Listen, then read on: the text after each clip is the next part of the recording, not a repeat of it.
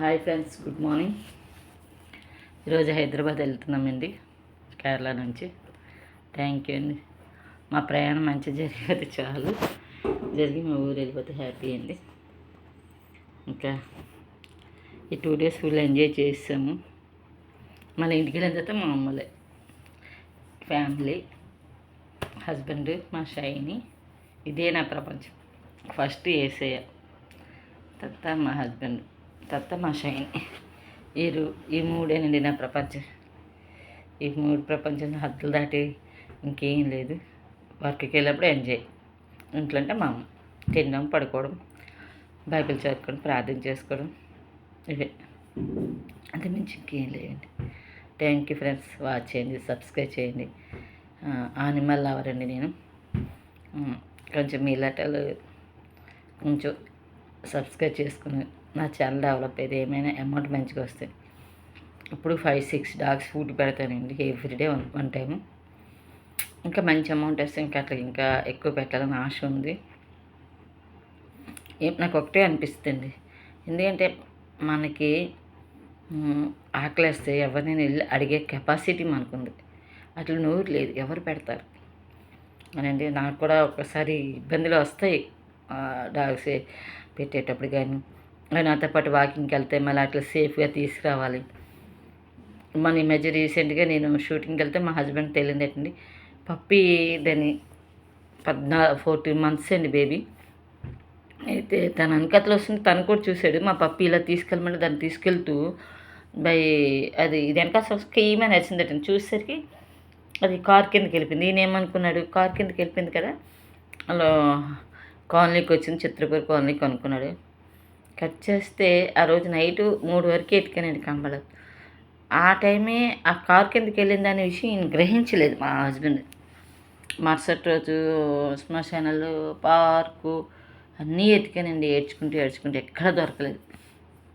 3వ రోజు చనిపోయింది. నేను డ్రైవింగ్ చేసేవాళ్ళు దయచేసి యాజ్ ఎ మదర్గా చెప్తున్నాను, ఎందుకంటే అట్లా ప్రేమించి 14 ఏళ్ళు పెంచి ఆ పాప చనిపోతే చాలా బాధ అనిపించిందండి. 2 days అన్నం కూడా తినాలనిపించలేదండి, అంత బాధ అనిపించింది. ఇప్పుడు కూడా ఆ రూట్ని వెళ్తుంటే అదే గుర్తొస్తుంది.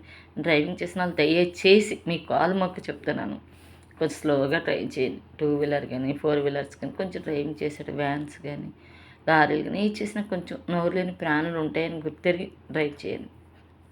ఎందుకంటే దాని తల్లికి తెలీదు తన బిడ్డ చనిపోయిందని, తెలిసి చూసింది దానికి తెలీదు. అంత మెచ్యూరిటీ ఉండదు కదండి, మన అంత ఎఫెక్షన్స్ అయినప్పుడు కూడా దాన్ని చూసి నేను ఏడుస్తుంటే దాని తల్లి ఏం చేసింది తెలిసింది. నేను ఎక్కడ బాధపడిపోయి నాకేమవుతుందని, అది నూరిన జంతువుకి అంత తెలుసో ఏమో, మరి నా ఆలోచన విధానమో తెలియదు, కానీ అది నన్ను చూసి ఆ పాప చనిపోయిన తర్వాత ఏడ్చుకుంటూ వచ్చానండి. దాన్ని చూసి ఏడ్చుకుంటూ ఇంటికి వచ్చాను.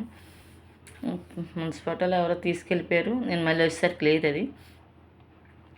ఆ రోజు నా షూటింగ్ ఉంది, తప్పదు కదండి, మన బ్రతుకుతారు కూడా చూసుకొచ్చాను. మరుసటి రోజు సాయంత్రం చూసరికి లేదు అది.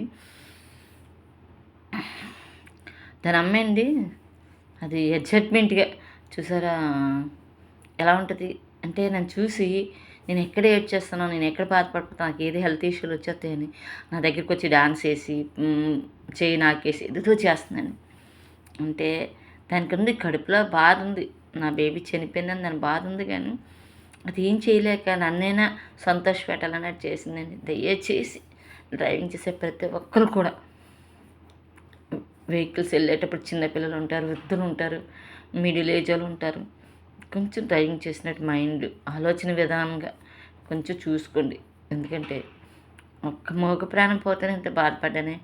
ఇలాంటివి ఎప్పుడెప్పుడో చూడటమే నా లైవ్లో చూశానండి. ఇది 2వ అండి. దానికన్నా ముందు పుట్టిన పాప, అదే దాంతో పుట్టిన పాపే నాతో వాకింగ్కి వస్తూ ఎవరు గుద్దీశారండి. చూసి పడదు. అప్పుడు రోడ్డు క్యాచ్ చేసి దాన్ని పట్టుకొని కొనుక్కుతుంటే హాస్పిటల్ తీసుకుని వెళ్ళానండి.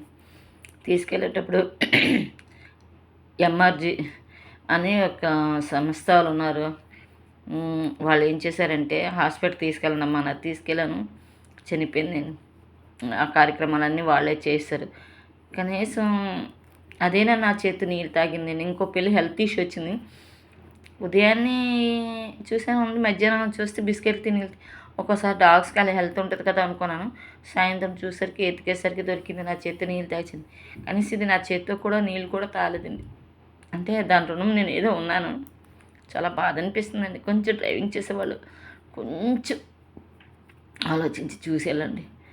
ఇలాంటి బాధ ఎవరికి వద్దండి. డాగ్ లవర్స్ ఎవరైనా తట్టుకోలేరండి. ప్లీజ్ అండి, థ్యాంక్ యూ అండి. డాగ్స్ని కొంచెం చూసుకుని అబ్జర్వేషన్ చేస్తూ తీసుకెళ్ళండి. Please sir. Thank you thank you madam. అందరు మీరు నా ఛానల్ సబ్స్క్రైబ్ చేయండి, లైక్ చేయండి, కామెంట్ చేయండి. మీరు కూడా ఒక్కసారి ఆలోచించండి. థ్యాంక్ యూ అండి. Thank you. బాయ్.